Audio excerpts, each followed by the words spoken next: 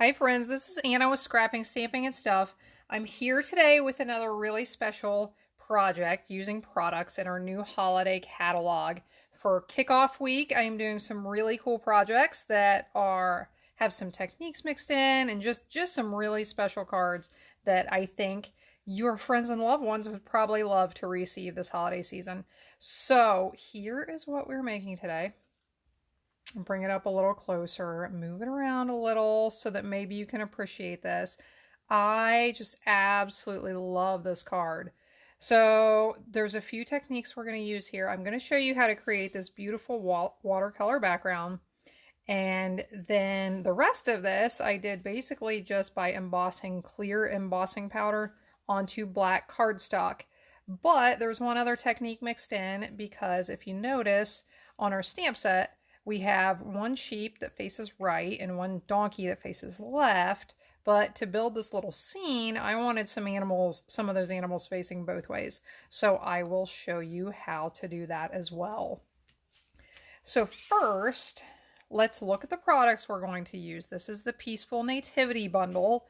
So we have the whole scene here with Mary and Joseph and Jesus, the animals, the stars, and a few really nice greetings.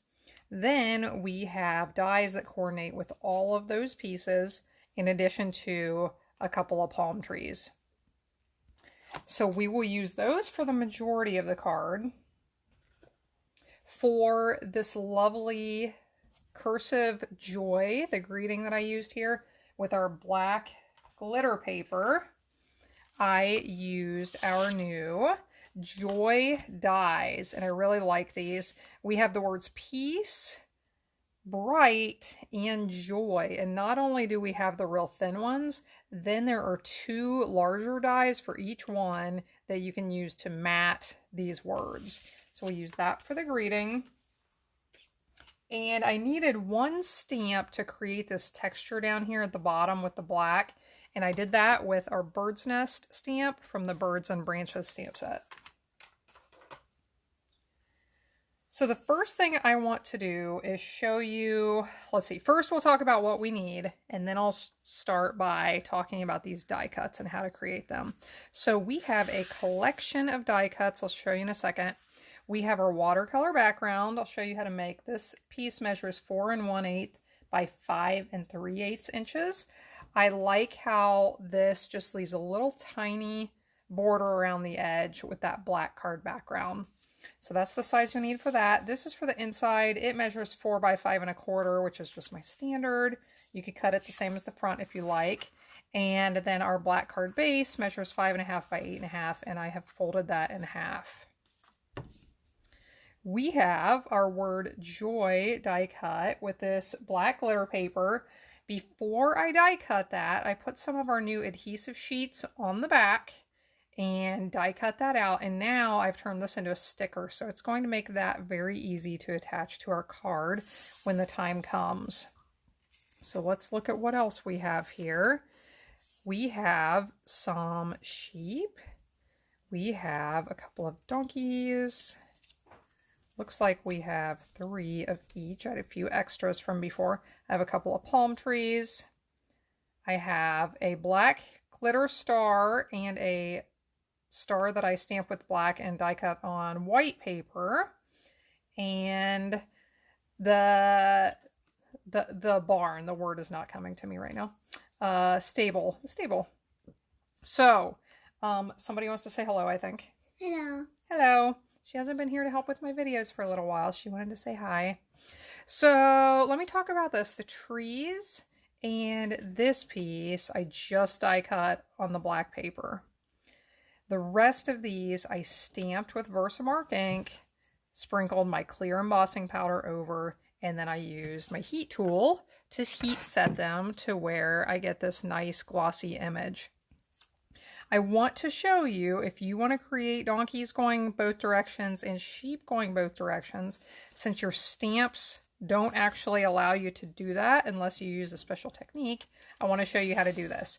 I created a video a couple weeks ago on mirror stamping and how to get your stamps facing the opposite direction if you want them to be. So I'm going to give you a quick overview here of how to do that.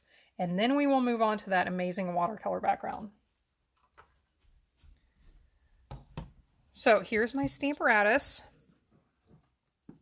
I have the donkey already mounted on here. I have some black cardstock that I'm going to use. And I need my Versamark ink. Before I do anything, I want to use my embossing buddy, which Stampin' Up! Doesn't carry these anymore, but I believe you can make the same thing out of pantyhose, and I think I've heard cornstarch. I have not made one, but sometime I'm going to check into that and do a little video for that for you.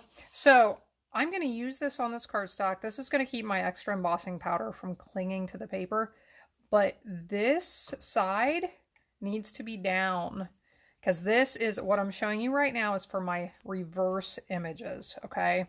For your regular images facing the same direction as normal, you can just stamp right on them, sprinkle your powder over, and do the process as normal, which is a little simpler than what I'm going to show you here. So this is for the reverse image. So I am going to ink this donkey with some Versamark. And I'm just trying to make sure I get it inked well. So I'm going to flip it over. I have my silicone craft sheet laying in the base of my Stamparatus. So I'm stamping directly onto my silicone craft sheet. Just to make sure I get this covered really well, I am going to do this 2 times.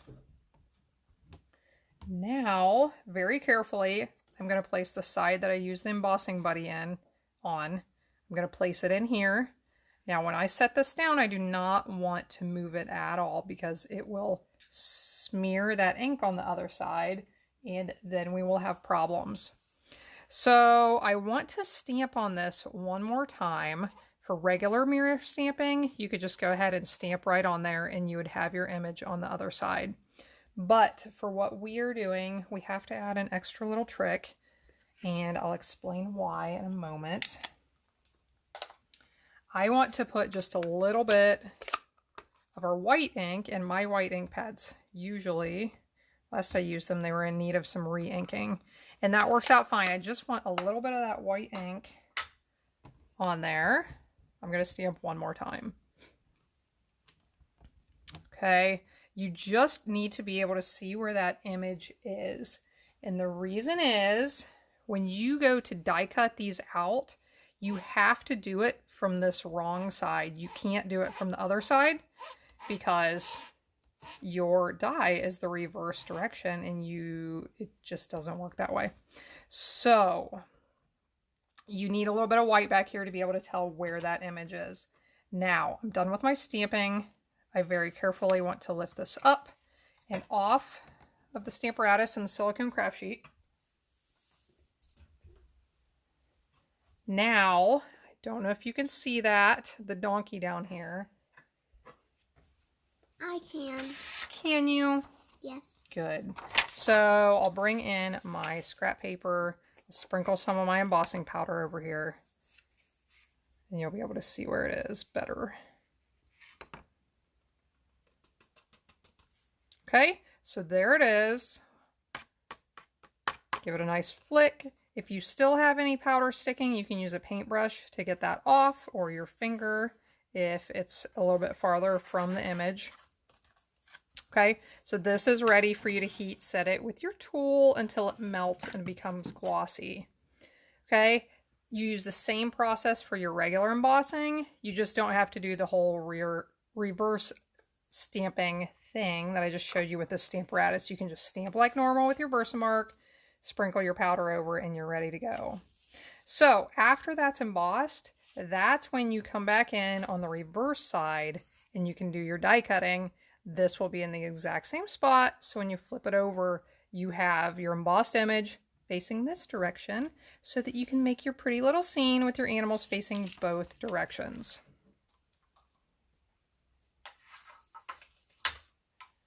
So that's the first part. For the embossing, I did the stable, I did Mary, Joseph, and Jesus. I embossed, and then some of the animals I did going both directions. So the next thing we need to prepare is this amazing watercolor background. I did some cards a few years ago with backgrounds like this. They were extremely popular, and when I saw this set, I knew that I wanted to create a silhouette card like this with an amazing background like I am talking about. So we are going to use one of our largest blocks. I believe this is the F block, and we need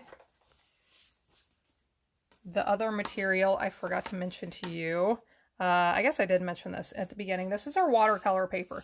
This one measures 4.5 by 6, I believe. I start with these larger, and then I create my background, and then I trim them down at the end. I just think it's a little bit easier this way.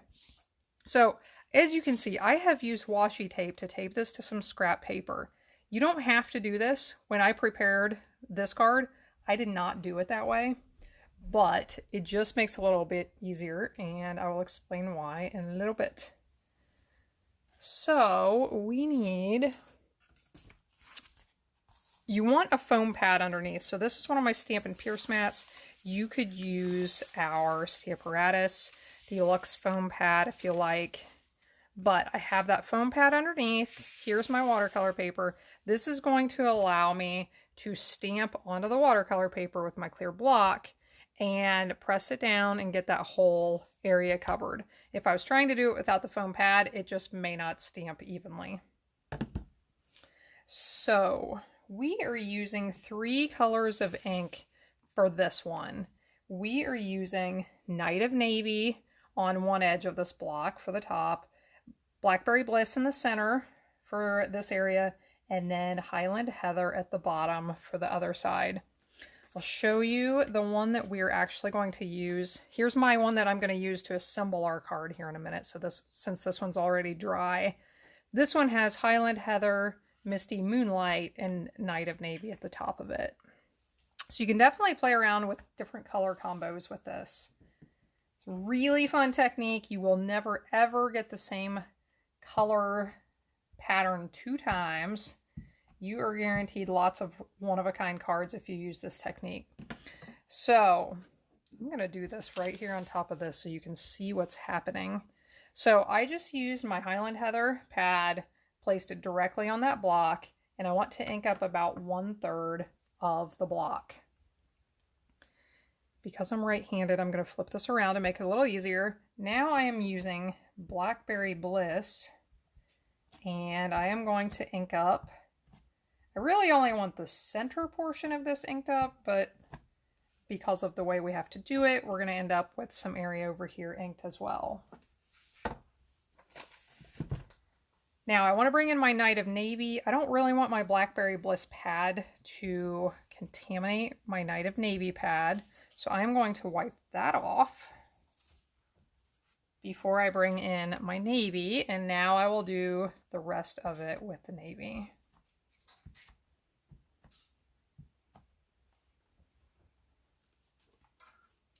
Okay, now that we have this all ready, I'm going to move this card because we are going to bring in a spritzer and spritz water all over this.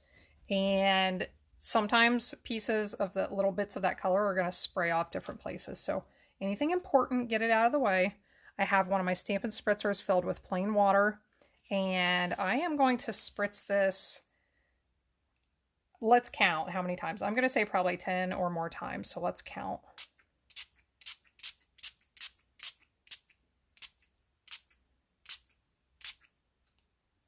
Okay, that was 12. We're going to go 13. When you flip this, you want to do it pretty quickly because this will run. And we are going to press it down, stamp it directly onto that watercolor paper. And you want to try and get the color all over. Okay, I can see a few little white spots still. I want to try to get rid of those as possible. Now, when you lift this up, it is going to pull some of that water and color whichever direction you lift it. So just be aware of that. I'm going to try to lift straight up. We'll see how that goes. And you can see a lot of that color came right to the center. If you want to, you could pull it over to the side and it would come over here to where the dark blue is. So I have a few bits around the edges that didn't get all that color, and that is why I suggested to make your watercolor paper bigger than what you want the final size to be, because we can trim some of that off. Now, if you noticed in these, I have splotchy areas. This one I have some real big dark splotches and a few lighter splotches. This one I have lots of lighter splotches. So how do we do that? We do that with table salt. So I am going to sprinkle a little bit of this into my hand. Now the blue and the purple, these are going to be the higher parts. And then that light purple is going to be the lower part of the sky. So I just want my salt over on this upper half. And then if you really like these larger splotches, the way I got those, I created the smaller splotches with the table salt. The larger ones, I actually used rock salt, like for making ice cream. And I tried this out just to see what it would do. I wasn't exactly sure. So you're going to put your salt on there and let this sit for quite a while. Just to make sure that that salt is going to soak up some of the color, I am now going to use my spritzer and spritz some more water on this. This is also going to help some of these colors blend some more. It may help fill in the white areas to make sure that that color is all spread out. So I suggest that you let this sit until it all dries on its own. If you want to, you can try using your heat tool to dry it a little quicker, but my preference is to let it sit and dry on its own. And the reason I tape this all to this paper is because if you don't, this is going to warp up and be tall in the center, and then the ends are going to be laying on your work surface, and that salt will not want to stick, and then the water tries to spread around as a result of it being warped up. So you can do this. Now, if it is bowing enough that it actually pulls this paper up too, you could actually go ahead and tape this paper to a work surface at this point now that you've gotten the rest of this done. You just needed your foam pad underneath to get this done. Now you could take that out and tape it to a flat surface if you want to. So we're not going to see this card finished. I can't wait to see that one all dry though, because looks like it's going to be really beautiful and dark. Probably a lot darker than these two samples I have right here. So now we are to the assembly portion of this, which is the best part. It's when you see your amazing masterpiece come together. So I've already trimmed this piece down. I am going to use Seal Plus on the back of this. I really suggest you use something nice and strong. I think I used Seal Plus on the back of this one, and it is actually starting to pull up a little bit away at the corners. So use a bunch of it. This watercolor paper is so heavy, and after you've worked with it, then it gets a little bit warped after you've had water on it. So use plenty of Seal Plus or tear and tape. Now this is going to give just a little black mat around the edges of the card. We'll get that pressed down. I will go ahead and put this greeting in the center. It says, "May his light shine in your heart throughout the year."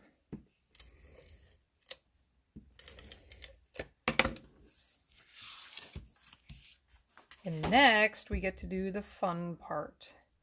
Put the little scene together. So let's work on the stable first. Now I told you at the beginning, this piece I created with that, before I die cut it, I used our adhesive sheets on the back. If you have a Stampin' Up catalog, the adhesive sheets, I think they're on our adhesives page. They're also on our die cutting and embossing machine page with the accessories. And as I'm speaking, I realized I forgot to stamp the ground. So let's do that. No big deal, since our edge is black. If our ink goes over the edge a little bit, it's not going to cause any problems. So you may want to do this. I would suggest doing this before you assemble this together. But I thought this was really nice for the ground. Just gives some nice texture. Nobody's going to know that it's a bird's nest, actually. So we'll just stamp this repeatedly. Actually turn the bird nest upside down. So you can stamp this as many times as you want until it's as dark as you want. If you want to, you could sponge some black over this area. I considered doing it that way, but I really kind of liked the texture that this gave it.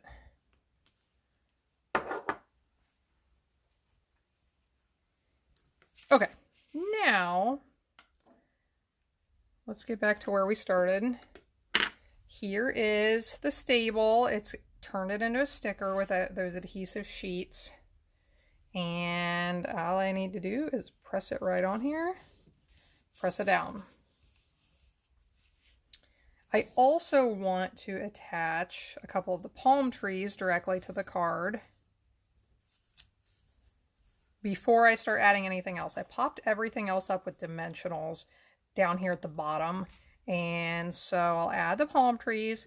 Now, because I am not in the habit of using my adhesive sheets for everything yet, I forgot to put them on the back of my palm trees.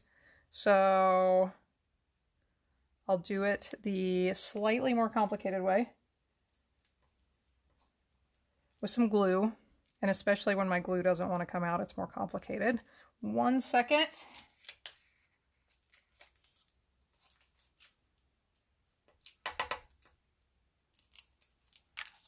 Looks like I need a different glue.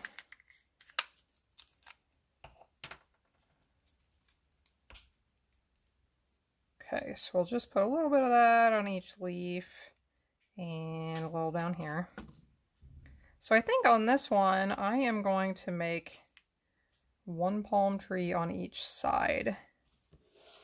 Just for something a little bit different. This way you can see which one you like better.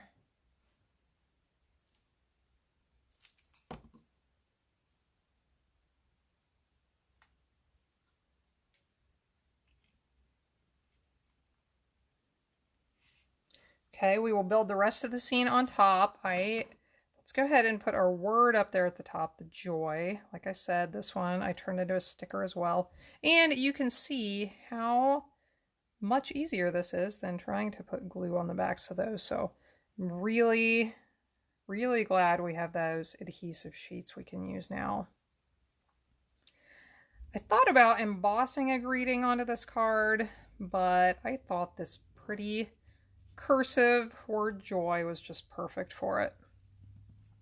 Okay, now we're ready to start. I think I'm going to save the star for last. So let's build the rest of the scene, and the rest of these I'm going to add on with dimensionals. So let's do this one a little bit different this time. I'll do one donkey facing that way, and then I think I'll do one sheep going each direction. So you can use regular dimensionals if you want to. Remember that we have black dimensionals in the catalog. And these are perfect, especially for things like this that you don't want a white dimensional popping out from the side or behind. So these won't show down in the shadows of your pieces. So my edge pieces I cut in half for those thinner parts. So we'll put one of these on each sheep, and we'll do one small one and one big one on the donkey.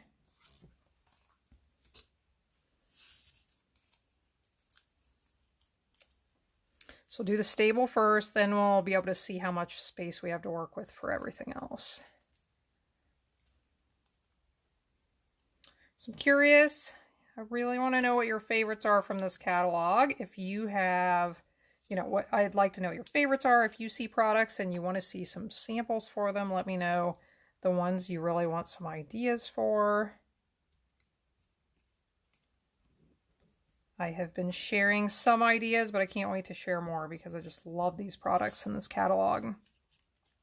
So So I think I'll do the donkey there, and I do have another donkey facing this way. What do we think? What do we think? Making my card on the fly. Just for fun, I'm going to use all of these pieces that I have right here. So let's add this donkey first since he's ready.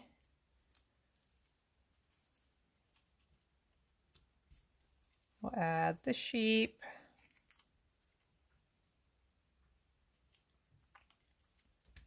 And now I need some dimensionals on these.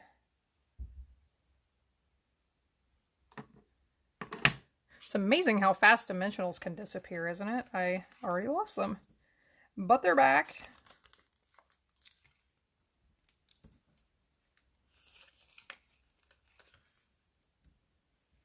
So you can see this coming together. You can see how pretty this is. I just love these watercolor cards with the beautiful backgrounds. I had used this technique a few years ago to make, let's see, there was one with a scene of Bethlehem in front of it. And then I did another one with, now I'm trying to think. What was it? Was it Santa and the sleigh going through the sky? I'm going to have to remember. But they have been very popular, so I thought I would try it again with this set this year. Okay, we're almost there. So now we need to add the star that I cut out with the black glimmer paper. And that little teeny white star right on top.